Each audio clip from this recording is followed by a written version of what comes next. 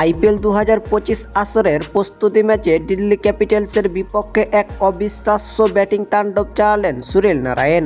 দর্শক, প্রস্তুতি ম্যাচে এদিন প্রথমে টস জিতেই ব্যাটিংয়ের সিদ্ধান্ত নিয়েছিল কেকেআর। এদিন শুরু থেকেই যেন মারমুখী ভঙ্গিতে ব্যাটিং করে যাচ্ছিলেন সুনীল নারায়ণ। এদিন শুরুতেই 24 রানে 1 উইকেট হারার পর রাঘুবংশীর সাথে ক্রিজে অবস্থান করছিলেন সুনীল নারায়ণ।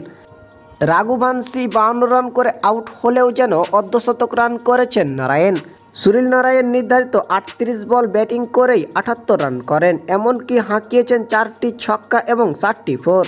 অন্যদিকে কলকাতা নাইট রাইডার্স নির্ধারিত 20 ওভার ব্যাটিং করেই 272 রান করেন 7 উইকেটের বিনিময়ে, যা কিনা ক্রিকেট ইতিহাসে সর্বোচ্চ একটি রান। বন্ধুরা, প্রস্তুতি ম্যাচে সুনীল নারায়ণের এমন ব্যাটিং আপনাদের কাছে কেমন লেগেছে তা অবশ্যই কমেন্টে জানাবেন। আর ভিডিওটি ভালো লাগলে একটা লাইক দিবেন, যারা আমাদের চ্যানেল নতুন অবশ্যই সবাই চ্যানেলটি সাবস্ক্রাইব করে দিবেন।